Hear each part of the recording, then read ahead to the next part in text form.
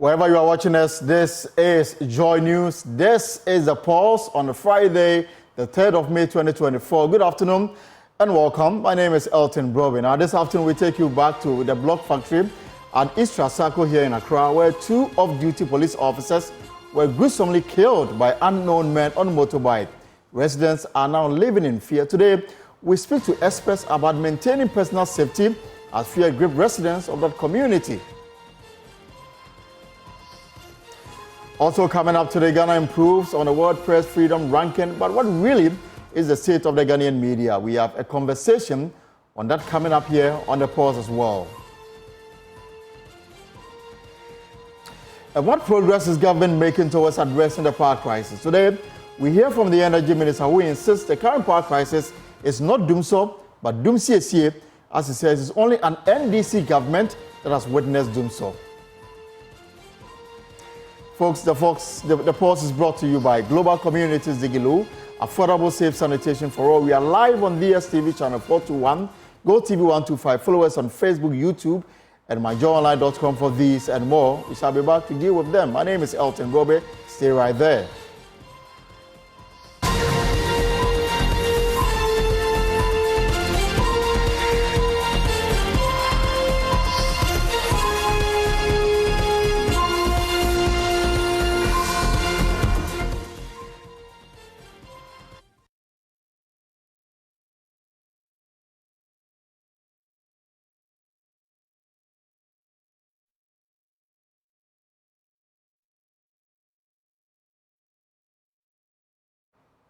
Right, this is the pulse here on Joy News. It's always a pleasure to be with you. Wherever you're watching us, where you can join us. If you have comments, if you have questions, whatever it is you want to talk about on the issues that we have on the table this afternoon, you can join us via our social media handles on Facebook, on YouTube, and of course on myjoyonline.com. Now, the power crisis is still a major issue here in the country. This weekend, I'm sure that if you are expecting to have a very exciting weekend, you expect that your electricity will stay on.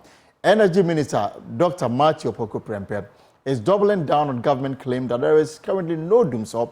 The country has been battling intense power crisis that has resulted in severe outages for weeks. This week, President Akufo-Addo announced that the crisis had been fixed, although analysts insist there's still some load shedding being carried out by the power producers. Now, answering questions before Parliament's Government Assurances Committee, Energy Minister Dr. Matthew Prempeh claimed the outages is rather Doomsaw and not Doomsaw. Here are excerpts of his engagement in Parliament today.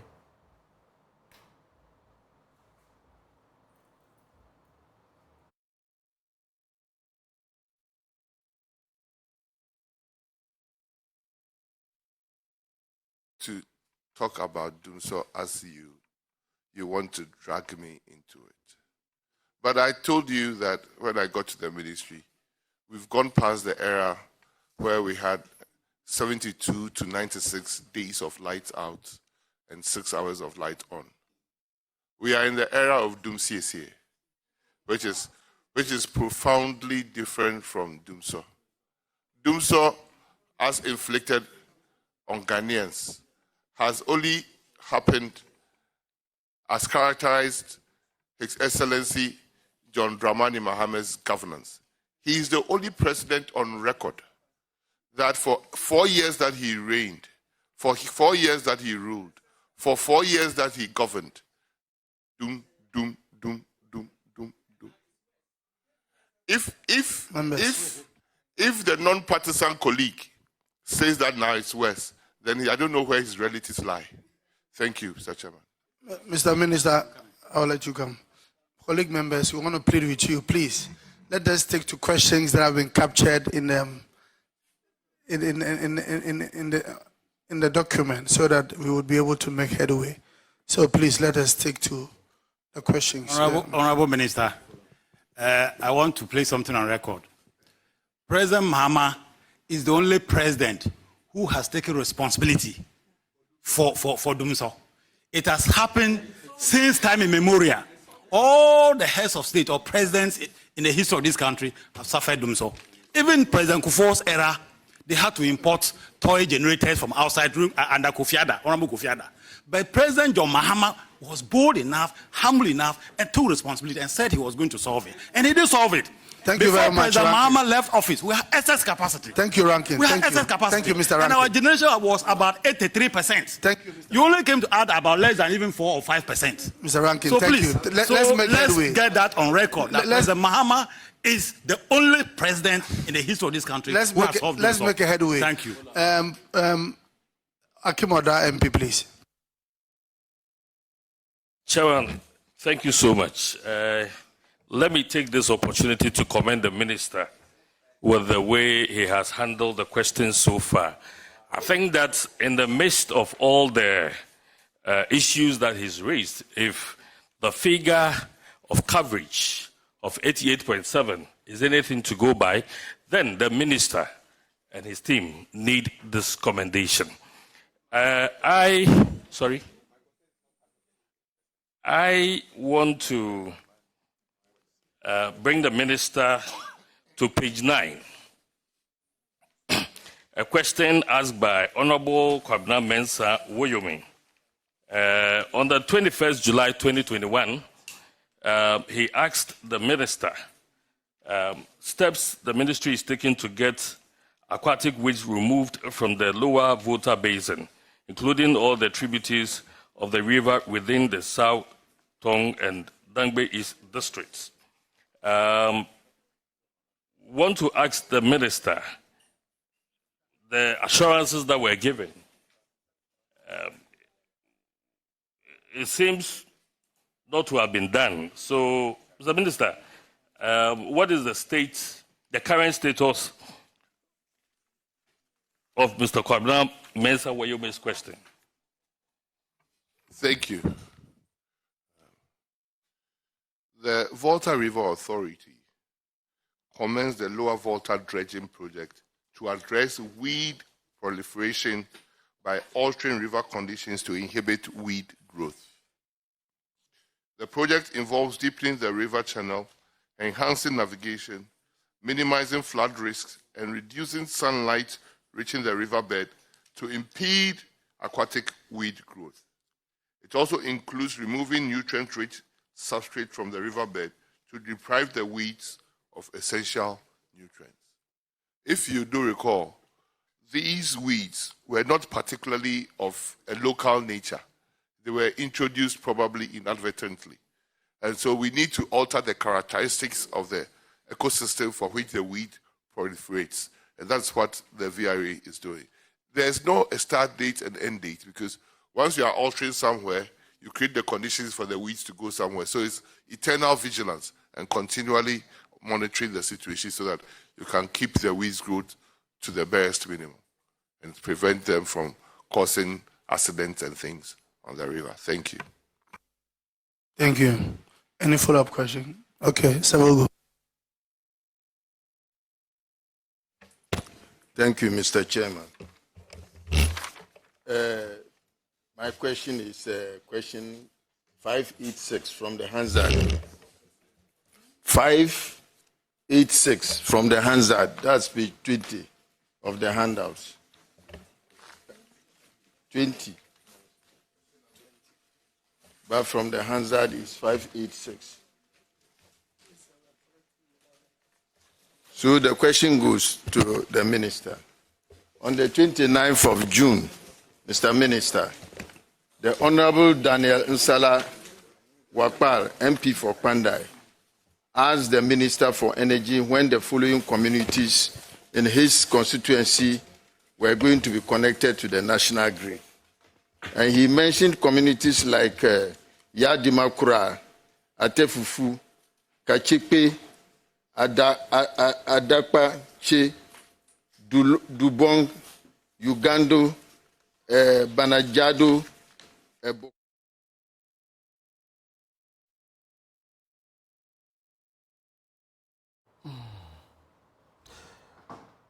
Right, so welcome back. This is the pulse here on Joy News, and Kwaku Asante was in Parliament during this hearing by the Government Assurances Committee. So Kwaku, the Energy Minister, everybody was looking forward to his comments on the energy crisis, and he says what? The Energy Minister said is what we are currently witnessing is not Doomsaw. As in the technical definition for Doomsaw, which is a lack of power generation. He says they are only trying to fix something. But of course, we know that from the record, that is not accurate, because when the Mines and Energy Committee met all the stakeholders in the energy sector, the conclusion they came was that there was a challenge with the fuel to power the thermal plants that would generate electricity. And that is a classical case of what Doomsaw situation is. The president also spoke this week and pledged that his government had fixed the situation. In fact, we understand now that there's a lot of fuel. John Jinapo actually talks to Joy FM and says that, well, at least the kind of respite we've seen now could last for a month. That is if it'll take off again.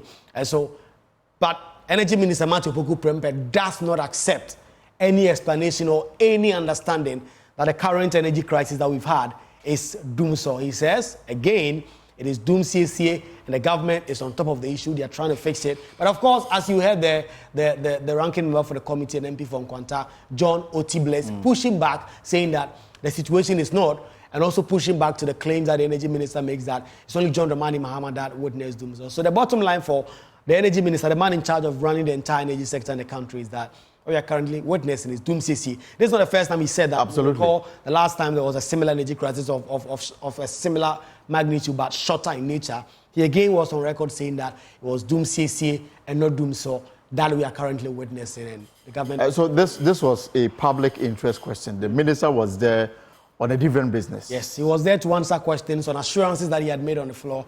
In fact, they catalogued about 100 of promises and assurances that the energy minister or his assigns had made on the floor regarding the energy sector. So the MPs took them through. And in fact, the committee did not want to allow any of that.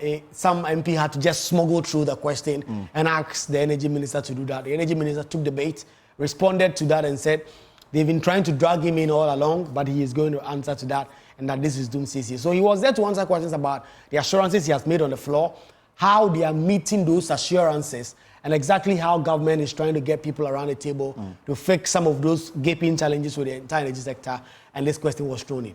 So, and then one matter that stood out for me and was challenged by some members on the minority side on this committee was government's position that they have extended electricity to 88% of the populace. Yes. Leaving just 12%. Yes. President Akufo-Addo, during the inauguration of the solar panel in the Upper West region, said that government is hoping to do 100% coverage by the end of the year. Yeah.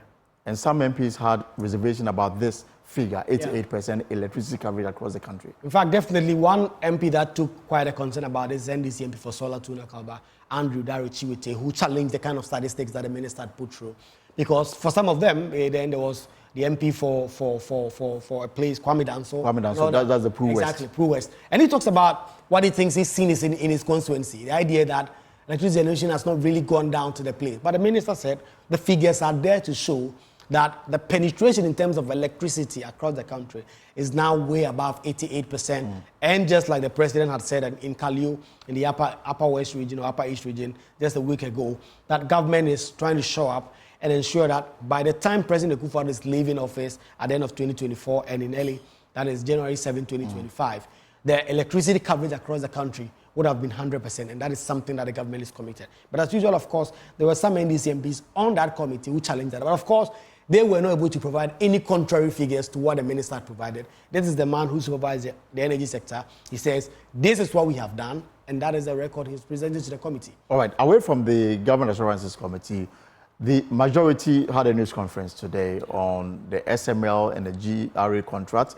and also gave indication what they will be doing in the coming days to compel the Speaker to come. So the majority in Parliament has jumped to the defense of the Ghana Revenue Authority deal, SML deal, insisting no wrongdoing has been occasioned. The NDC and some civil society organizations have been demanding the termination of the contract following the issuance of government-wide paper after a KPMG audit. Addressing journalists in Parliament, Majority Leader Alexander Afenyomarkin warned his NDC colleagues and CSOs against posturing that could destroy indigenous Ghanaian businesses. It's clear also from the KPMG report that what the company is doing, especially in the downstream, is very critical, and it has helped government to generate revenue. proud to their engagement, the manual system which was leading to bringing about a lot of leakages made it difficult for government to determine in real time such revenues. And it is clear also from the report of KPMG, which Mr. President gave highlight on to GRA, that indeed this company does not only have the experience, what they are doing is a novelty. Now, we are aware that our friends in the NDC are calling for certain prosecutions. I think that they have not really paid attention to the whole issue, and they just want to do politics as usual. Their call is unfounded for a simple reason, that there isn't any established proof of any officer of state causing financial loss to the state. What I want to urge our colleagues in the opposition is that they should not kill Ghanaian businesses. Oftentimes, under the guise of due diligence, under the guise of ensuring that there's transparency, we often get out of control and destroy Ghanaian businesses.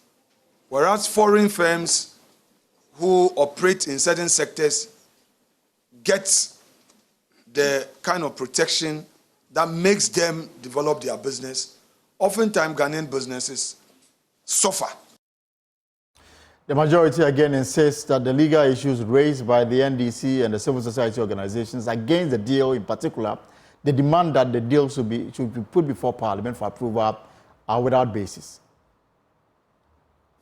We also note that the contract initially suffered some setbacks at PPA, where on 3 occasions, PPA, through its enhanced due diligence, had challenges with it and declined approval.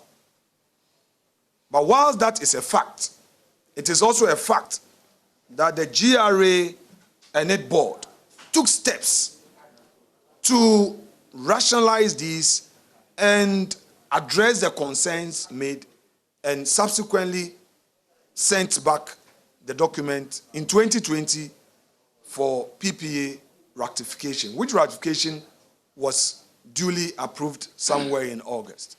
So clearly, whereas GRA was compelled to proceed on the principle of necessity to raise revenue for government to address the leakages, it was also mindful of the need to comply with law, and therefore took steps to act accordingly. This is also a fact on record. We've become aware again that some civil society organizations and, of course, our friends in the opposition are raising issue of constitutional breach and statutory breaches. It is important to remind them that the Section 33 of the PFM Act, upon which they mount their argument, is really not applicable in this case. Reason being that although this is a multi-year agreement, if you carefully read the PFM Act, it makes reference to Article 181 of the Constitution. So that's the majority MPP side in Parliament, and beyond their position on the Ghana Revenue Authority SML contract, they also they've taken certain decisions, and that may compel the Speaker of Parliament to act within the confines of the law. Kwaku is with me here in the studio. So Kwaku, there's a push for an early recall of Parliament. Why? Elton, the clock is ticking for Speaker of Parliament Alban Bagbin per Article 1123 and Order 53 of the Standing Orders.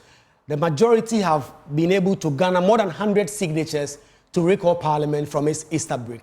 Parliament went on break in March of this year and have since not been back. And in fact, from the indication of Parliament have given, they intend to return somewhat in the latter part of May. But by virtue of this orders in Parliament having been triggered, the Speaker of Parliament has no room to maneuver. He's required under law to recall Parliament in 7 days. We understand this memo from the majority leadership was sent to the Speaker of Parliament yesterday. The 7 days clock has started ticking. Today, yesterday, 2 days. The whole of next week, 5 days. So either on Friday or Thursday or Wednesday next week, the Speaker of Parliament has to necessarily recall Parliament because the constitutional criteria to meet this have been met by the majority side, who have been able to garner 100 plus signatures to recall Parliament from its Easter break. We know now that the Speaker of Parliament is not in the country now. The Speaker of Parliament is still outside the country and are taking some official businesses. The majority side says if he's unable to be here, the deputies are there. In fact, at this news conference, there was Joe Osei, who was just seated there, clearly indicating that he's ready to preside over the House if the Speaker of Parliament elects him to do so. And even if the two deputies are not there, the majority side says, per the new standing orders, you can elect a member to preside. And they've done so twice. Yes, in fact, the president. A.T. Hammond and the member of Parliament, SMP. East. So they clearly believe that that has been met and urgent government business cannot do it. Listen to the majority leader lay out the key business for which reason his side want the Speaker of Parliament to recall the House. Our intended recall. Colleagues in the media may be aware of the fact that on the 20th of March, Mr. Speaker adjourned the House sine die. At the time the House was adjourned sine die, there were 3 items of urgent importance to government that had been advertised to be taken. They were advertised on the order paper of the day. And these were the items. 1, the adoption of the 34th report of the Appointment Committee on His Excellency the President's nomination for appointment as ministers, regional ministers, and deputy ministers. 2, motion on additional financing agreement between Government of Ghana and the IDA for an amount of $150 million to finance the ongoing Greater Accra Resilient and Integrated Development Project, also known as the GRA. 3, request for tax exemption for selected beneficiaries under the 1D1F program. On the first item, you all know that Mr. President did some reshuffle and came out with some nominations. As you are well aware, the appointment committee sat on all of the nominees, interviewed them, engaged them, asked the relevant questions, and the report, as was tabled on the floor, was by consensus. So all we left to do is to take it through the motion of voting. On the issue of the GRA, that is the IDA 150 million, the committee had done its work. In fact, we had taken the motion, and the Works and Housing Subcommittee Committee of Parliament had expressed certain views, and Mr. Speaker advised that the matter be taken back to committee and the leadership of the Works and Housing Committee be asked to join to express their views so that such views get incorporated. In fact, this was done, and all that is left is for this item to be taken so that government can access this concessional facility to show up our forex. We all know the situation with our city, and these are things that if we are unable to speedily deal with, would affect our economy. So that's the majority leader, Alexander Afenyamark. Bakwaku, before I let you go, obviously there will be some financial implications on the states if the recall should happen. In fact, when these calls were mooted, Dr. Dominic Ayine, who at the time spoke to Raymond Akwan up front, said the cost implication is just too huge. And in fact, some minority leadership are still making that point, although they are yet to come to the record. Some of them who are speaking of the record, they say Parliament will reconvene in the next 3 weeks at least. And so if you are going to reconvene the House in the next 1 week, why can't you wait for the next 2 weeks? Because you have been without substantive ministers in some of these ministries for the past 1 month anyway. And these ministers say that they have special communication from the president to act in this ministry. So they are working. They are working. These loans that you are trying to get, there are not even guarantees that you may get it through the House. You could lose it. Okay, so there are those who say that those are not necessary. And in fact, the cost implication is huge because when it is not time for Parliament to resume and you are calling the House, it means you foot the bill of every single MP from wherever they may be to come to Parliament. Ghana abroad, outside, pay for wherever they may be, you need to pay fully for those persons to be able to return to the country. There are so many MPs who currently are not in the country because Parliament has been on break. They are outside doing all sorts of things, their private business or being on official duties and all that. And so all these persons would have to be brought down to Ghana in the next 1 week.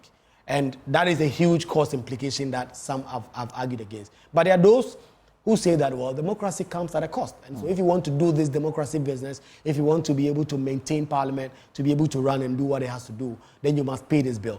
Clearly, the majority side do not care about the cost. They say that the urgent government business that simply cannot wait. The thing is that there's been a precedent before. When John Mahama was in power, the MPP MPs then, led by Dominic Nitu, sponsored a petition. They got the signatories and they got Parliament record. Their motion was to get Parliament to probe into this Ford bribery scandal. That a report had been put together by Manasa Zuri Awene. And then the speaker then, Dua Jaho, had no option than to recall Parliament to sit. But before the motion could be moved, a member arrested the motion and then it was debated. Eventually, the motion was defeated before even it would be moved. And then the House was adjourned again indefinitely. So there's been a precedent, but we'll wait and see. The Speaker has 7 days to act on this petition. Is he going to recall Parliament or going to wait for Parliament to reconvene somewhere in the later part of May? We'll wait and see. But Ghana has made significant strides in media freedom, moving from 62th place in 2023 to 50th in the latest World Press Freedom Index by Reporters Without Borders. But what are the indicators? On the screen now is a breakdown of the World Press Freedom Index 2024. And so this is what we have. Ghana is currently in the 50th position out of 180 countries. That is the latest as we celebrate World Press Freedom Day. So this is the between 2018 and 2024 what we ranked, what we have. So 2018, Ghana occupied is on the 3rd position. 2019, it moved to 27 from 23rd position. 2020 from 27th position to the 30th position. Maintained 30th in 2021. And then jumped from 30th to 60th in 2022. Moved 2 places more to 62nd position last year, 2023. And has now come down from the 62nd position to the 50th position as of now, 2024. That is the current rank now. The Ghana's index score stands at 67.7%, also an improvement from the previous year. So this is how we progressed from 2019 in terms of the index. There's been 1.7% increment from 79.9% in 2019 all the way coming down to 67.7% in 2024. So the highest we went, that is between 2019, 79%, and then 2021, 78%. But there's been a decline from 65 last year and now to 60. There's been an upward in terms of the index from 65 to 67 from 2023 to 2024, representing 1.78% increment. But in terms of how free the press is, it's come down from 62% to 50%. That there are some indicators that is contributing to whether our situation is improving or is getting worse. So in terms of political, it was 61%, political influence, political intimidation, harassment here and there that can be linked to the political establishment. We scored 61.88%. in 2023, but 2024, 59.5%, 2%. In terms of the status, the red means that it is bad. And so in terms of political harassment and intimidation, economic, legislative, and social, economic talks about the working conditions of the journalists. Legislative is about the laws that protect journalists. And social, I mean, what you and I do, and then the security implications of it, how protected our journalists are in the country. That is high. That is very good. 82%. Social, 73%. Legislative laws that protect journalists, not the best. Economic conditions of most journalists is nothing to write home about. Political harassment and everything, that's also 59%. So clearly, there's still a lot more that should be done in terms of the ranking. Well, today on the pause, we are discussing the state of the Ghanaian media, and I'll introduce my panel shortly. But first, the Deputy Minister Designate for Information, Sylvester Tete, has pledged to back the repeal of a provision of Criminal and Offences Act 1960. Now, this provision labels journalists to have committed a misdemeanor if they publish or reproduce information likely to incite fear, panic, or disturb public peace, knowing or having reason to believe the information is false. He was speaking at an event at the residence of the German ambassador on the eve of the World Press Freedom Day. As Ghana joins the rest of the world to mark World Press Freedom Day, questions about media freedom in the country continue to be asked. The country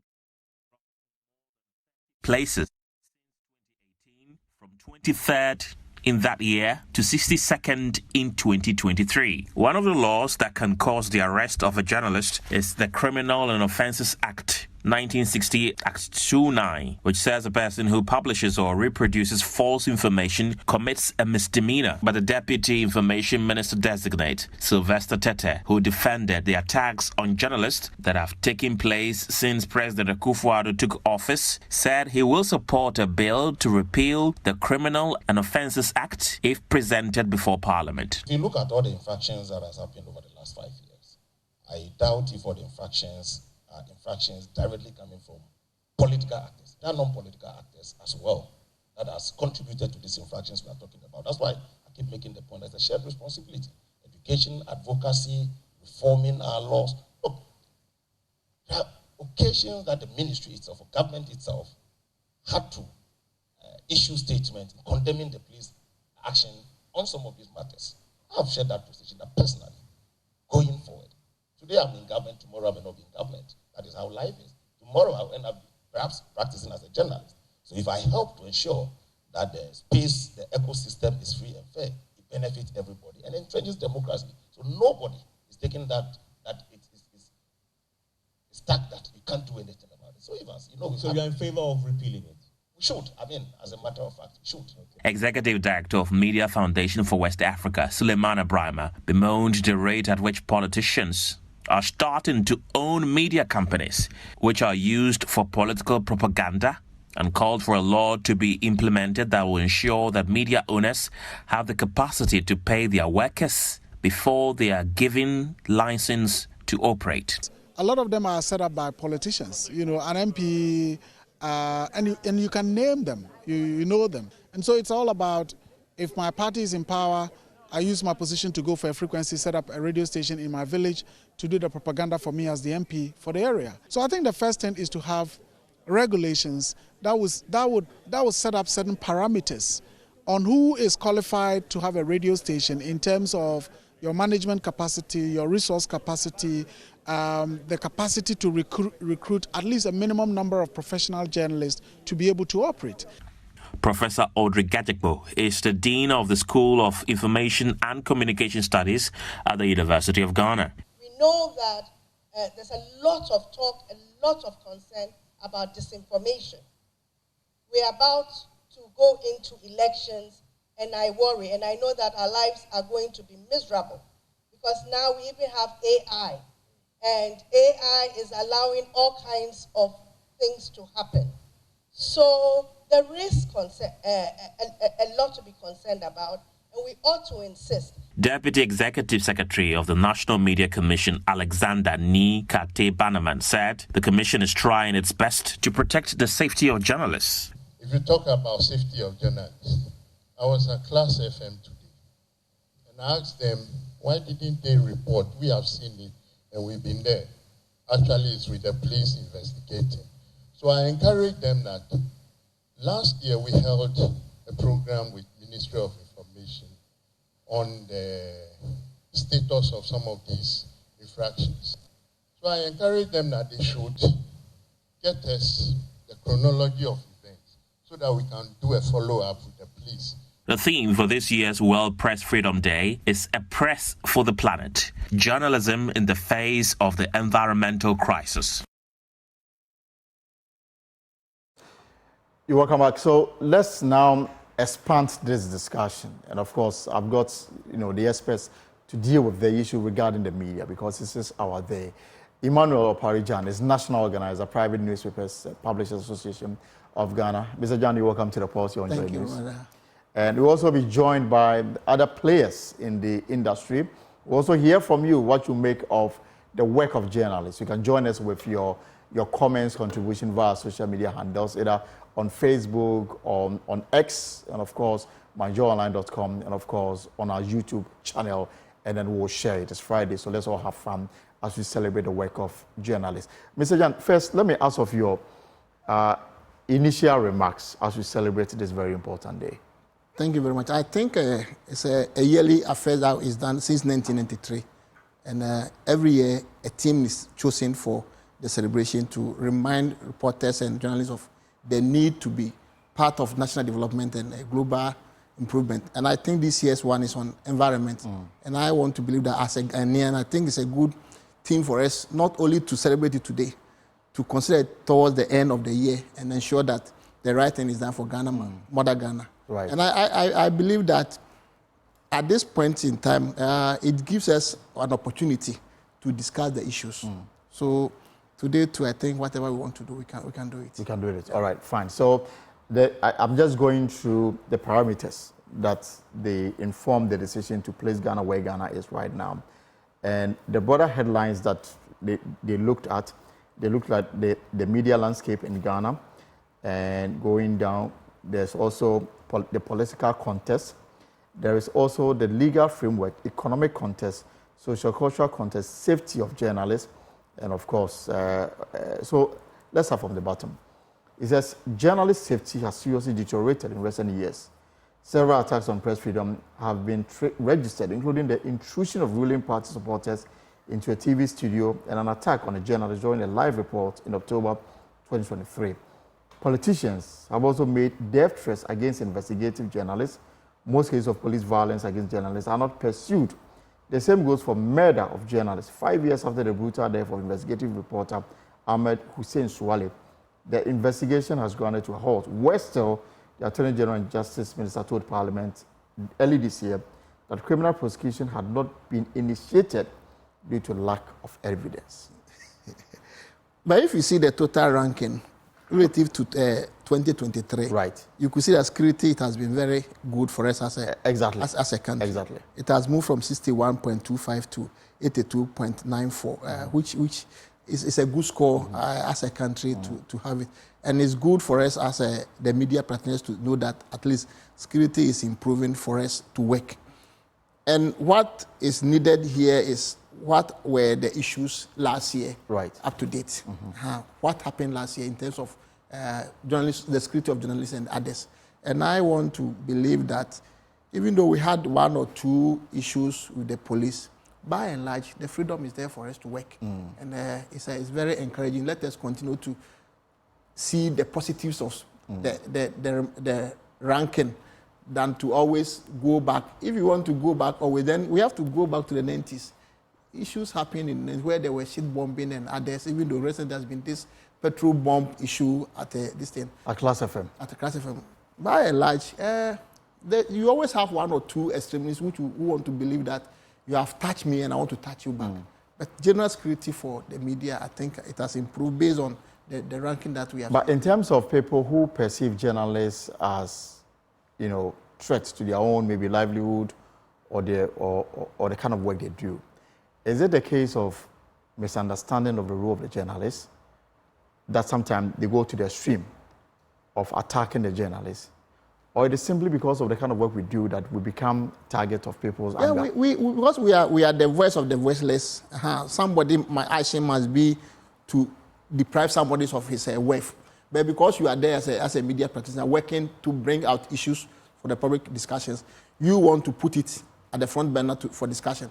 That person sees you as a threat, and you know how the instincts work. When somebody sees somebody as a threat, being it business, being it politically, the attack is there. But it does not mean that we are not getting the needed atmosphere to work. It's there for relative to what happened years back. It's quite good. We need to continue to engage, establish a partnership with the necessary institutions and the bodies to let them understand us better than just to say that, okay, you attack us, they will continue also to attack you. That is where, from PRIMPA, that's our perspective. Because we are media owners, we believe that when the environment is not conducive enough, we cannot thrive. When the owner survives, the employees will also survive. So the environment must be conducive enough for us all to work. And we believe that we are moving towards from days of where you ask your reporter for assignment, you come back and tell them I couldn't even do it because of fear. Because of fear. But these days, those things are not really as pronounced as it used to be some time back. And people are more concerned even to give you the information than where sometimes you have to. It takes difficult situations to get that information. The information I want. But classical example that remains unresolved is this Ahmed Suale matter, 5 years on. Now, the Attorney General, in a briefing before Parliament in January, indicated that, I mean, the office is unable to proceed with prosecution because of lack of evidence. Now, it remains unclear whether Ahmed Suale died because he was doing his work as a journalist or something unrelated. Does it surprise you that then clearly, I mean, the matter is going to die a natural death if there's no evidence for the AG office to prosecute? Oh, I don't think that it will have that natural death. There are issues of death and murder which it has taken years to unravel the story. That is my conviction that one day, whatever led to his death will be in the fore for all to know. So I still believe that, because if you look at how let's take the death of the murder of the MP. It has also taken years. Right. And others. But we believe that if there's a need for us to improve our intelligence system to gather those information, then let us do it. We should not take one isolation case to deal with and say this one has taken too long. Equally, there has been a lot of cases that are still pending that the police service is not clear on the issue. I see it from that angle. But once he's a media person and it happened to him, I think the interest is there more than any other situation. And I want to see one day that there will be finality to this issue than to say that it has taken that too long. Because there have been cases which has traveled more than even 10 years and they are still telling that they are working on it. If it's an issue of not having enough evidence, let us encourage people to come out. Sometimes it's those who have to come out to give the evidence. That is where the problem is. Yeah. All right. We are discussing the media fraternity in the country, and I mean, are you happy with the way we've conducted ourselves? You can tell us via your comments on our social media handles. But one key issue that is of utmost importance is the economic situation of the journalists, because when that is compromised, then it opens the journalists to all manner of issues. Now, the report says in Ghana, most media outlets face financial difficulties, resulting in low salaries and poor working conditions for journalists. New newspapers are often launched, but only to fold within months because they were unable to cover their production costs. State-owned media, on the other hand, are awarded government advertising contracts and are paid in exchange for publishing information.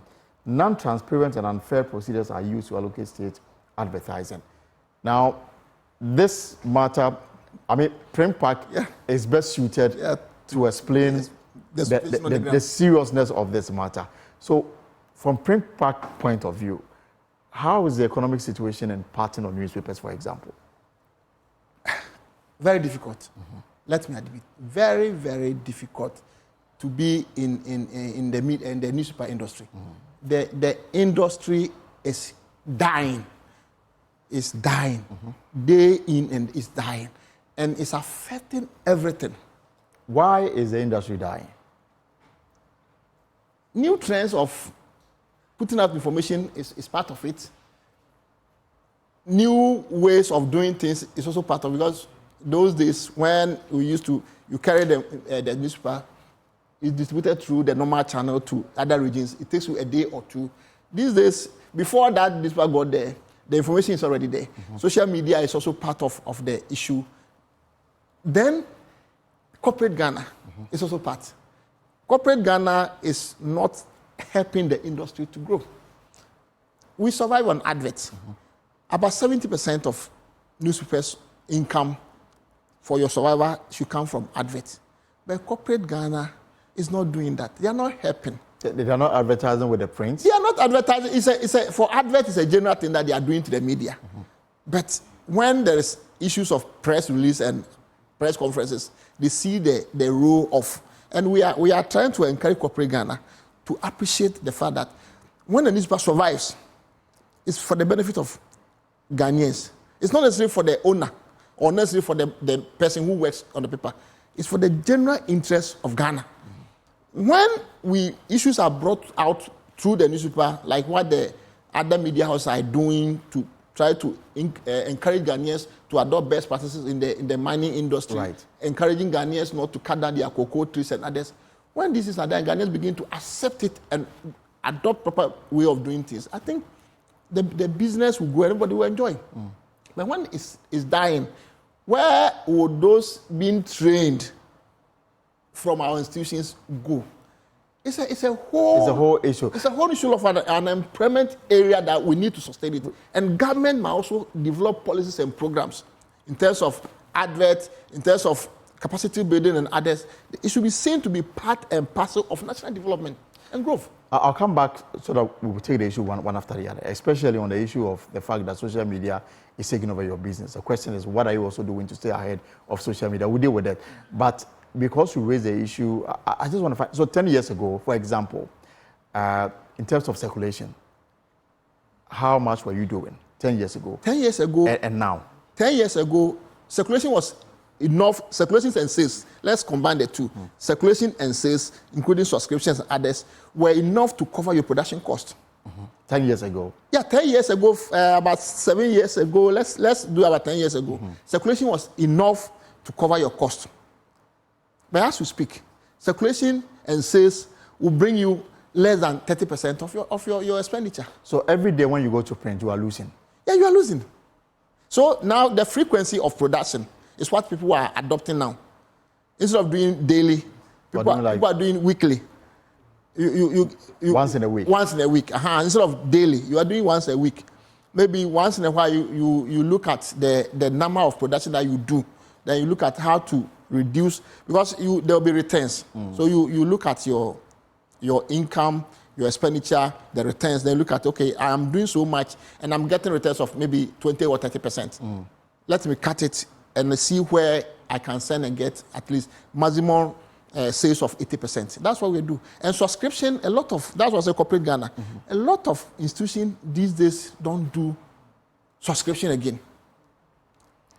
They will tell you that they are also being affected by the economic issues. And therefore they have reduced the subscription, which is the guarantee of your income per production.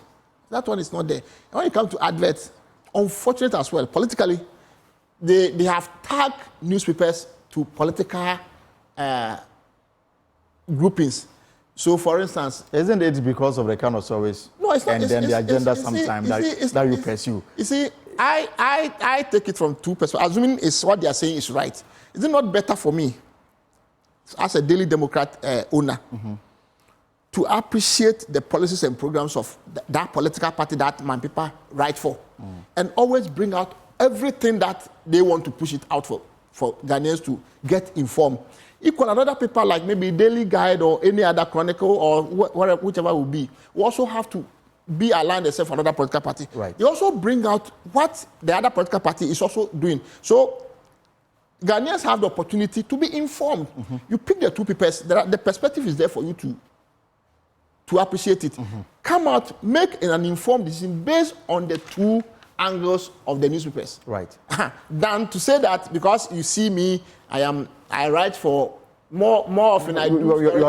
It's for want of a pro-NDC newspaper. I'm pro-NDC, and therefore, because our government is in power, when I give you adverts, I'll have problems with the system. So I am denying advert totally. Is that what you are facing? That is the reality on the ground. That is the reality on the ground. But that is unfortunate. You see, at the same time, then another one will also say, okay, another time, because you enjoy it from the other side, me too, I can't do business with you again. And we are all suffering. We are saying that corporate Ghana, for the interest of Mother Ghana, support newspapers. Do away if you think that you'll be tagged. But corporate Ghana is supposed to be neutral in all of this. If you are not getting advert from government institutions, I may understand to some extent. We are the voice of the voiceless, isn't it? We are part of national development. We are there as a platform for people to channel out what they cannot do. That's why we do it.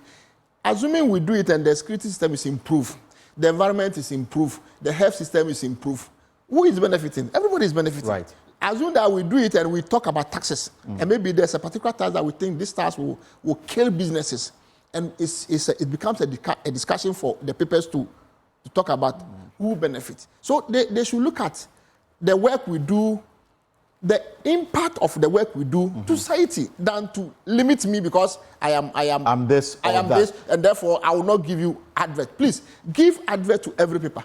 But the challenge that you spoke about, first, that people are not really buying the newspapers. Yeah, the sales has gone down. Sales has gone down. Sales has gone down. We're not getting the advertisers' money. No. So how are you surviving, paying your utilities and then salary of your reporters? Yeah, that's where it's another challenge. But you know, sometimes when you can be at an equilibrium, the break-even point is there for you to survive. So you look at it. Okay, I'm doing with maybe 6 staff. Currently, I cannot do with 6 staff. Where a work that was done by one person, now you begin to combine the duties. So going out, those days, you go out with a reporter plus a cameraman. Now you go out, you should be on your own. Sometimes you go out with a driver plus others. Those things are, you look at your cost. So now we are looking at our cost and how efficient we will be in the production of the newspaper. That's what we are doing. And there are new technologies of production too. We are trying to align ourselves to those areas as well. The thinking here is that if people are not buying the newspapers, you should find a way to still reach out to your audience, including the setting up of a website, including the use of social media, so that if the market has moved from the traditional sources of news, consumption, to now the use of technology, you should be there as well. Otherwise, then the question your own capacity. Everybody is moving. I can say about 80% of our members have now moved in the last year or two with online attached to their work. But we are saying that the fact that the online is now the prime source of information does not mean that we should leave the newspapers out. Yeah. Because it has its own benefit to society and to the country. That's why we are also trying to keep it and find way to let it be more profitable in doing the business. So it has become a portfolio to our business now. You have the online, then you have the newspaper as well. So you combine the two. Combine the two at the same. But that's what everybody, I can tell you for sure that even for traditional radio and television, which sometimes is the immediacy aspect can be guaranteed. Yeah. Social media has become a rival, which means that if you want to survive in this very competitive environment, you have to be there. Yeah. And you have to take the information wherever they are. It may be on YouTube, it may be on TikTok, Facebook. That is the only way you stay ahead of competition. Otherwise, you'll be overtaken by events. But there's also the issue of political interference. The report makes reference to, the seemingly silent control of the media by the political establishment, and sometimes the establishment of media houses by politicians, and how that compromises the quality of the professionalism of reporters and the media houses. I don't see personally controlling my reporters what to do or what to write. That's your area. You have to determine the story you want to bring. But the psychology of the paper may determine how. But you see, normally, do you know how some of this report, they only judge the paper by the front page. Right. You get it? But the paper, sometimes the paper is 16 pages paper. And there are various areas of contribution. Health, agri, foreign, international. And there's so many things there that instead of picking the whole paper and go through, oh, okay, when I pick this paper, 10% was allocated to political, and sometimes even the political comment is not only limited to 1A. Because we have grown together, there are that integration there. You might be here, you have a brother who is also the other side of the. So the stories are there. And I think that this issue must also be properly looked at with the various groupings that are doing the research to come out with this. Sometimes we should discuss. Right. We only see the report. I think sometimes after this, it should be discussed so that wherever they had the info, we look at it as, okay, we said so because A, B, C, D is the evidence. Right. Then also no. Then maybe you also had it wrong because you could have gone further to open the paper and look at the other areas. Every paper does sports. Entertainment. Tourism, entertainment, all those things put together, economics and other things, health. So I don't see why you only pick a front page. So the front page is the one that attracts. No, but it's the whole paper. When you are reading a book, you don't just pick the book and say the book title is the medal of this who is talking. No, read it and appreciate what is in the book, than only to make an opinion based on the cover. Of the paper. I think that we admit sometimes one or two people will go to the stream and do this. But these days, for newspaper industry, those court issue is not there like in the 90s and in the 90s where anything you write, you will receive a call. You wrote this, okay, we'll meet at the court. But these days, I think because there's opportunity for us to cross-check. Right. Mobile phones are there to quickly call someone. In the 90s and this thing, if you want to do a cross-check of your story, you have to walk to the person's office and you not even get the person. And there's no other sources even to do that. But these days... Mr. Jan, I'll give you your final words as we celebrate this. Yeah. What will you advise to journalists and media owners? I will first advise government, the state. I normally want to use the state to appreciate the role of the media and let policies and programs also help the industry grow than to always wait and see the violations that once in a while is committed in the course of doing our job. I will encourage our friends to continue to do what is right. Doing what is right is something that you have to be happy doing it. Sometimes you step on the toes of others, but continue to do it. Take your personal security into consideration. Too much of you can't do me anything sometimes can end up somewhere. So wherever you find yourself, don't move into areas that are not friendly to you. If you think that area is too hostile for you to go and do story, please don't do it. Or when you are doing live reporting and you think that the people who are demonstrating, you have a contrary opinion and you are reporting the contrary opinion in the midst of that. You must be responsible for your own personal security. You must be responsible for your personal. So and also urging media owners that they should also explore other avenues to bring in more income so that it will trickle down to them. Absolutely. and I guess you speak for your staff when you say that you should explore other avenues so that they can. All right, thank you very much. Mr. Emmanuel Oparijan is National Organizer, Private Newspapers and Publishers Association of Ghana. We've been looking at the World Press Freedom Day today, celebration of the work of journalists and how that is imparting on the socio-economic development of the country, the challenges they face, and how sometimes government policies and programs also fuel some of these things. We'll take a short break. When we return, I'll tell you about the 2 police officers that were killed yesterday by an unknown gunman.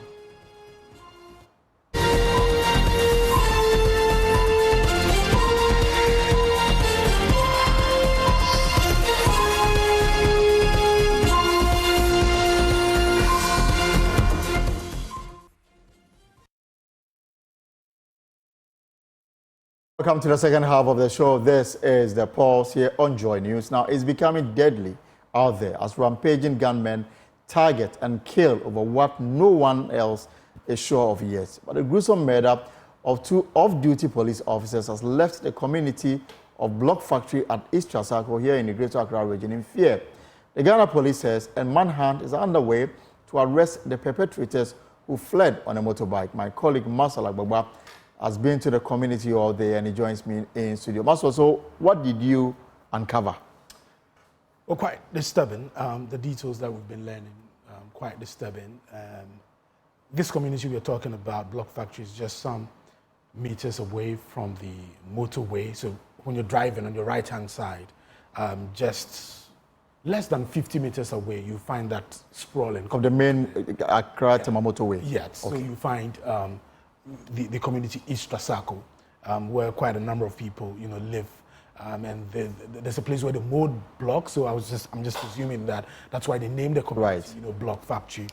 And this is where the police officer actually lived. And we're learning that, in fact, 3 of them lived in that house. But on the day of the incident, that's on Thursday, sometime around 6 p.m., it was just 2 of them who were seated on a bench in front of that house. All right. So that was when we were told that the unknown gunmen, so that's the bench, where they usually sit, during the evening, just to have conversation and also catch up with what. And so this is where they sat last night? This is where they sat last night, having conversation amongst themselves. And then that's the building there. And then the gunmen pulled over, fired, and then ran away. What we were told was that the 2 officers who were seated on the bench, one of them actually tried running back onto the compound, but he fell unconscious. And on the compound, there when the blood on the compound was still visible. The blood was still splattered there, on the floor. We were told that he died instantly. One of the co-tenants told me that he was hit in the arm and then also on the head. So he died instantly. The second police officer, we are told, tried fleeing the scene. So he tried crossing the motorway, but he was unable to do so. Fell in the grass that's just some meters away. Because he had been shot earlier and was trying to run away. Exactly. So what we are learning was it wasn't just 1, 2, 3 gunshots. It came in rapid succession. And so they were hit at a point, but they tried to flee, but they were not successful. They couldn't survive it. What we are learning also is that right after the shooting, the unknown gunmen who were on a motorbike were able to flee easily because, the motorway was just right by their side. So it was easy for them to... And I guess at the time, everybody was afraid to even get closer. Exactly. So one of the co-tenants who we spoke to told me that she was in a room when he heard the gunshots in rapid succession. So she came outside and then saw the chaos that was happening, but nobody could get close because at the time, the gunmen were still around. Some children, some disturbing information we are learning is that some children who were playing actually saw everything, how everything panned out, which is quite disturbing. I'm told these are children about 5 years, but they were probably spared because they were young. If they were to be adults, then... It would have been a different story. It would have been a different story altogether. We are also learning about the police officers that one of them is actually a bodyguard of a member of parliament. And I was told the member of parliament who is the bodyguard of, but we're not putting out because we've not independently verified that yet. We're told that there were 3 of them who live in that house. The number could have been 3 because usually the 3 of them would sit outside there on that bench having conversation. But the 3rd officer, we are told, had traveled at the time. So we're just left with 2 of them who were seated outside there having that conversation, when the incident happened. I've been speaking to a brother of one of the deceased policemen. He's related to him. He said he comes from the same hometown and he calls him as a brother. The last time he saw him, one of the officers, was 29th April. And he had just come to visit him when the incident happened. So we can hear him and then hear what he has to say. Me papa Pennyba. Me papa Pennyba. Yeah. And no one even asked me. No, me po Dumo. Me po me twemo abe 632 dawe. Me twemo na what ase. Ti me hu na che that was 29th April. 29th April. Na me hu. Ma hu ni bi. Ti eya na say ase na o get ba no ho. Ti ya won time pie. Ti ya me friend phone so keka na me ne kasa. Ti Exactly. Until Tuesday, and I'm a friend. I'm again, or one, and I was maybe say that Ben again, a coffee. No, it's Wednesday. It's okay. And then Tuesday, now you break. I paid drink Bianca, made a man and I'm from again and I'm from coffee. To drink and a member of me, if my father drink, and to do me who know. Now me kai and I'm so cool. People are not to drink and I'm a talk, I'm a free my father drinking number. To my member, no, never be so no. When I was a sound, when I bra. Quite a mess of Sammy. Mrs. Sammy, one. Me did me to change some. Confused, you know, to me. She is in a good and I'm a pop like 5. Should 2 by 5. I say, hey, then I see. I never make Kajina or Bibinia, not me, my twice alcohol, but then my chelco. To me, I want to tell some propose soon propose. The mother drew me down on my jammy phone inside. Me run inside the other menu frame. Many of our original say, our frame is so.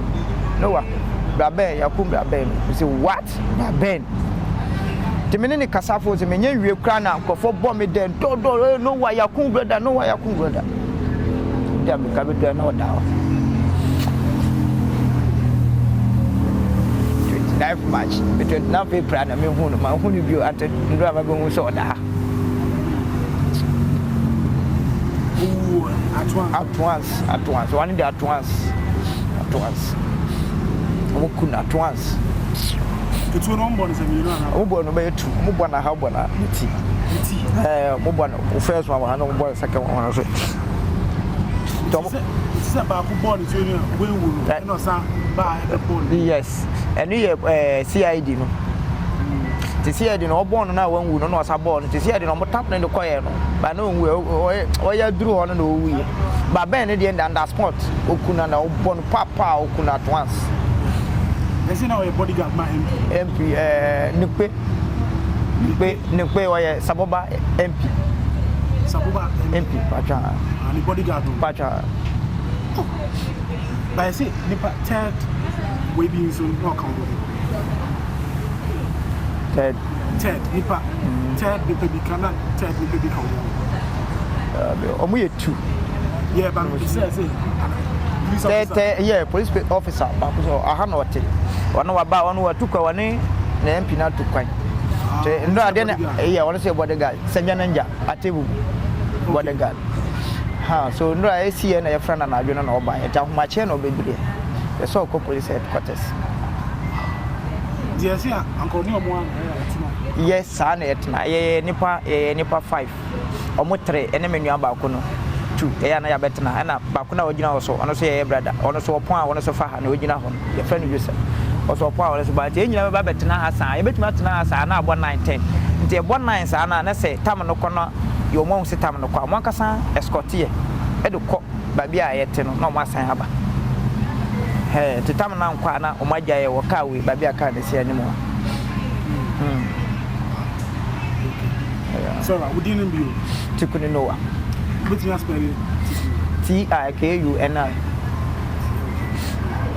Thank you. You're welcome. Right, Basil, so... Yeah, so that's Noah, who comes from the same village who comes from the same village with one of the officers, policemen, who was killed, narrating how the last time he saw him was 29th April, so he decided to pay him a visit, just so they could reminisce about, the old times, the good old times. Just when he visited, that incident happened. He said he had entered a room to pick something, and then he heard a gunshot, and then people started screaming his name, telling him that his brother had been shot outside. He came outside and then saw exactly what had happened. So yeah, it was a sad situation. He was very inconsolable, when we got there. This is him being calm and being sober, now and trying to narrate to us the events of, what happened. But another thing we learned on the ground also is that this is not the first time there's a shooting incident there.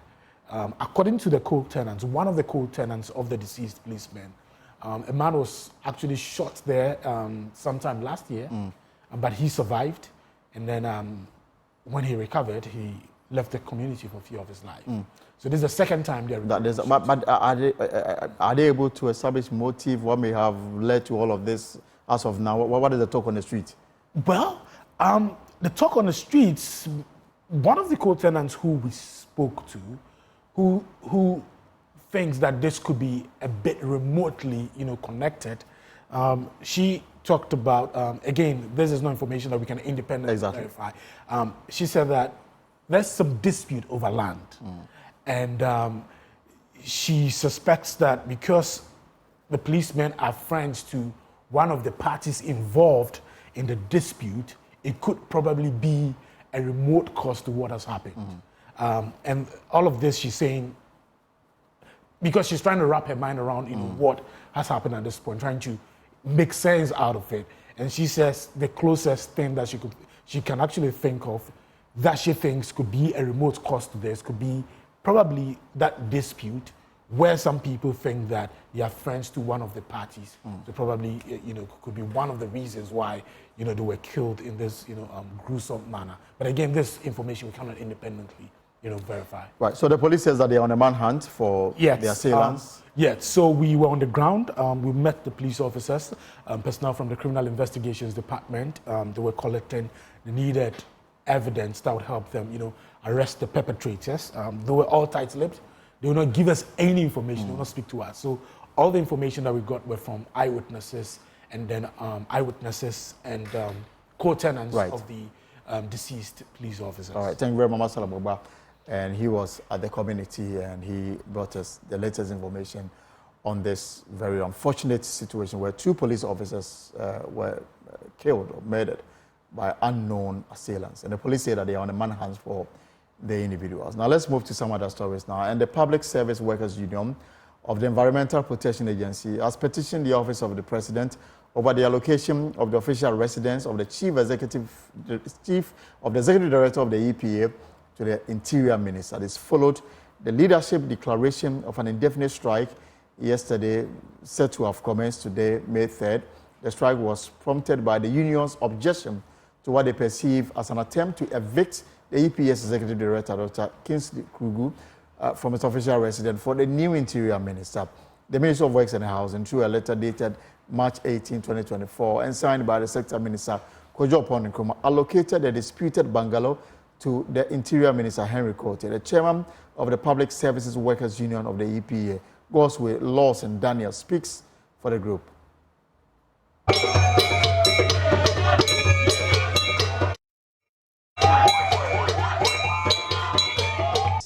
We've decided to call off this protest because just after yesterday we had an engagement with our management and we were assured that they are going to sit with the Ministry of Works and Housing and also Interior Ministry and resolve the issue.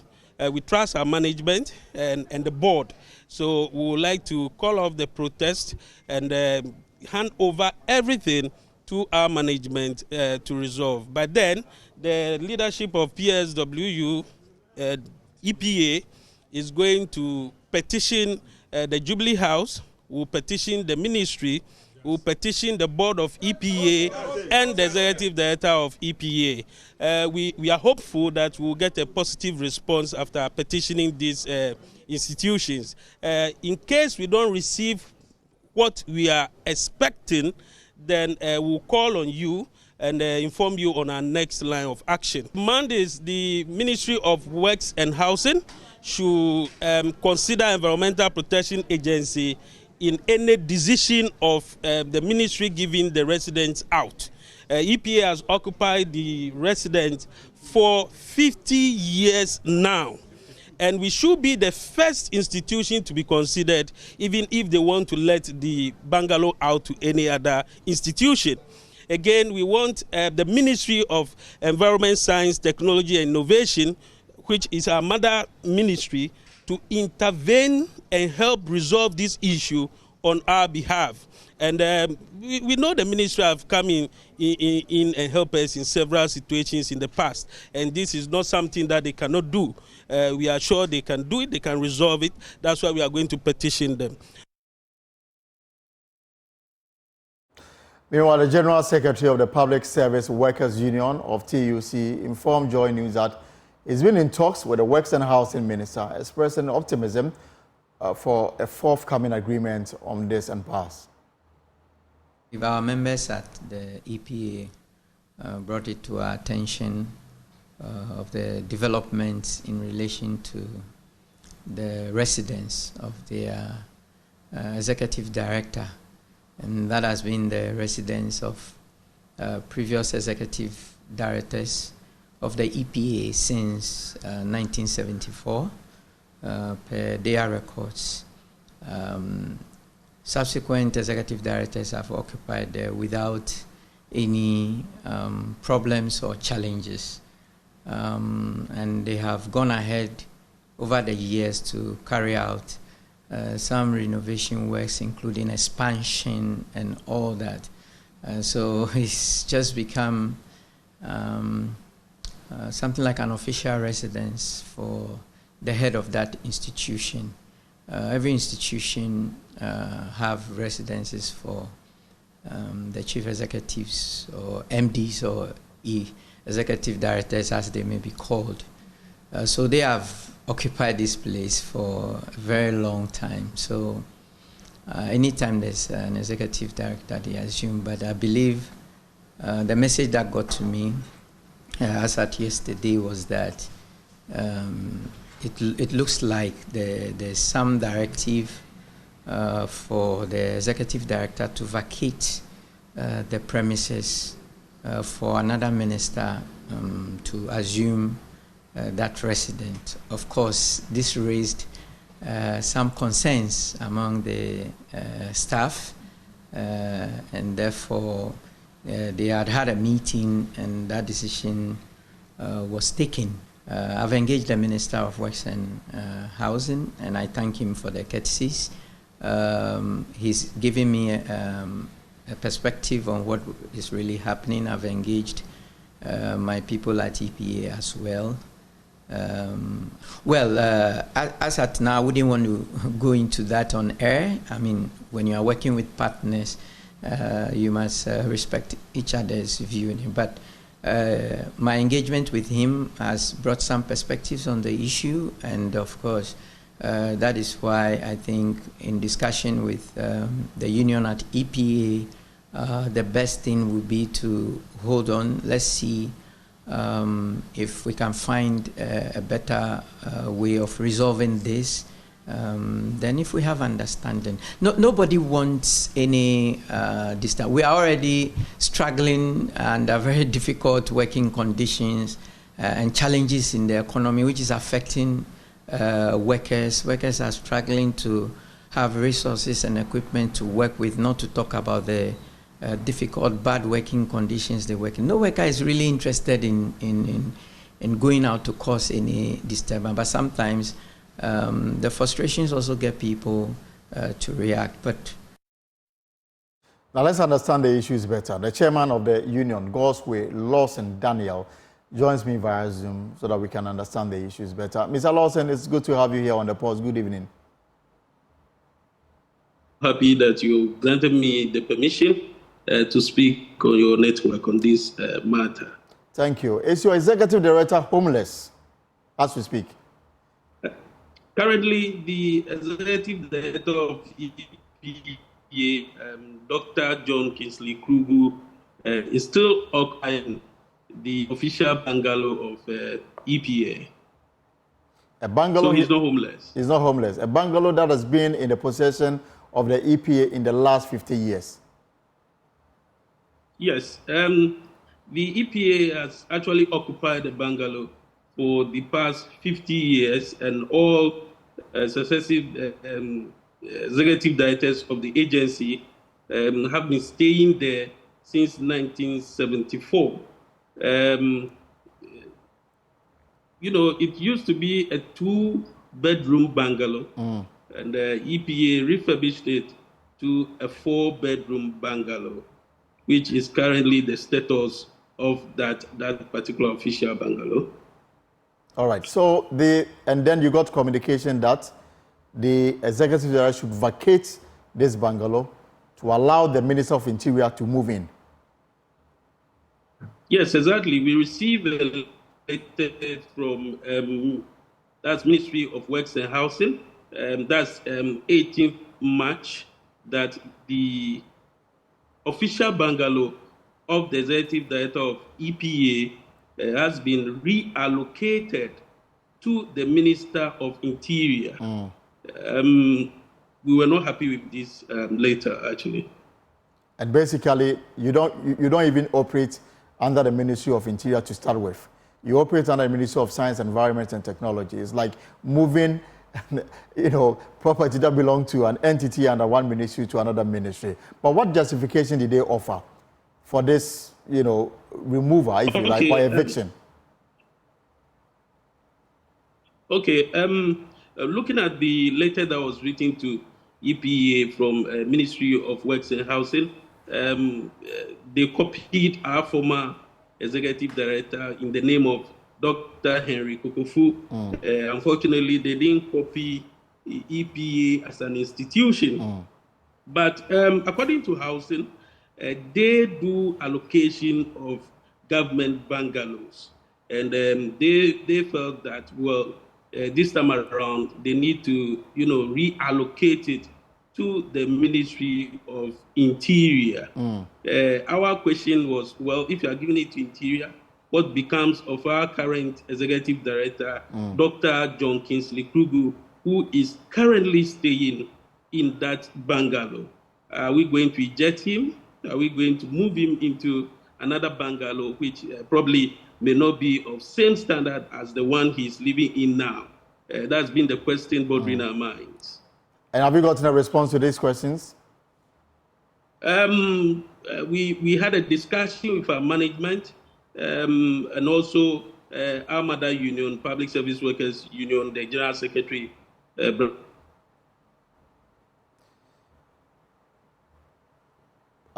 Because the connection to Mr. Daniel appears to be acting up. We'll see if we can re-establish communication. There are a few things that we want to find out. They embarked on a strike action. They wanted to suspend work altogether until this matter is resolved. Now, they called off that strike action this morning because of some intervention that came through. Hello, sir. So you were explaining to me the justification that you got. The General Secretary of the Public Service Workers Union, Brother Bernard Ije, later on informed us that he indeed had a discussion with the Sector Minister for Works and Housing, Honorable Opon Nkrumah, who said that the EPA will have to apply for another bungalow, which, meaning they still want to take this current one away from EPA. And we are not happy about that because the agency has actually invested a lot of money in the this current bungalow. So what more are you planning to do to protest this and ensure that you keep hold of your bungalow? Okay. After the meeting with our management and the decision to put a stop to our planned strike, we've also decided to petition our sector ministry, which is the Ministry of Environment, Science, Technology, and Innovation. And we've also petitioned Ministry of Works and Housing. We've petitioned the Chief of Staff at the Jubilee House, asking all of them to agree on one thing, that's to leave the bungalow for Environmental Protection Agency, which has, we have occupied it for 50 years now. In case the housing minister wants to allocate it or give it out, EPA should be considered first. And I'm guessing that you are yet to get response to the petition. Exactly. We are waiting. We are hopeful that by next week, we should receive feedback on our petition to these various offices. So we should expect that on Monday you will be at post, you will work normal like you always do, as you allow the officers that you've petitioned to resolve this matter amicably. Yes, as of 10:30 to 12 noon, the staff of EPA went back to their offices and started work. They all got the news we had called off the strike, but we are going to remain in our red the red band in protest, in support of the petition that is before the Chief of Staff and also the Minister of Works and Housing. We will also continue engaging our management and board to ensure that the bank remains EPA's, official bungalow. All right. This bungalow is very important to the environmental protection, not only for us, but the executive director of EPA receives some public officials and also holds some meetings at this bungalow. And we can't let go. In fact, we don't know what the Works and Housing Ministry is going to allocate to us next time. So we will pray your all Indians to put EPA in this particular matter. Thank you very much for your time this evening here on the Pulse. And of course, we'll follow up on this matter and bring you developments if we should have it. Now, to some other stories, and construction works have begun on some inner city roads of the Volta Regional Capital Hope with funding from the World Bank. The projects, which falls under the Ghana Secondary City Support Program being implemented by the Ministry of Local Government and Rural Development, will see the selected roads receive bitumen surfacing for the very first time with some drainage works. There's more in this report. Under the Ghana Secondary Cities Support Program, some roads in the Volta Regional Capital of Ho would see some facelift. The roads that would be constructed with a grant from the World Bank are the Bob Kofi CK Road, Blissam Zion Junction, Chaco Market Road, Ahoen Public Toilet Junction Heve Road, and Barracks Newtown Road, among others. Openya Construction and Fet Sky Limited have been engaged to undertake the construction of the selected suburb roads. Gabriel Kweku Dega works with Barnes Consult Limited, the supervising agency. And now on the surface dressing of the road, which also include all those roads that I've mentioned. Blissam Zion Junction, Scrap Road, and the Market Chaco Road. That's the work we are doing. As at this stage now, we are seeing we are doing our primer seal for the various places that I've mentioned. So after the priming, what happens? After the priming, we are coming to do a seal. That is the first seal. And then after that, we do the second seal. In the local language, we say first quota, second quota, third quota. So after that, then we do line marking of the road, design of the road, and then the signposts in the various areas of the road. Some storm drains in the capital would also be constructed to ease the devastation effect of perennial floods.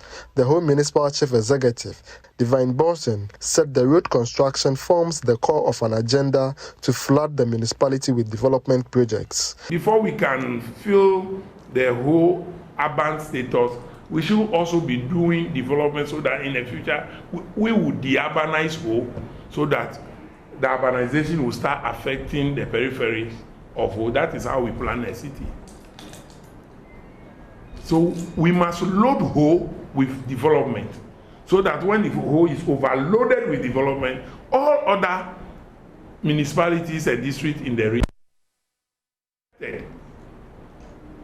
And that is why we are doing this now. This fund is only meant for the main urban area. That's why the name goes secondary city. We must build city.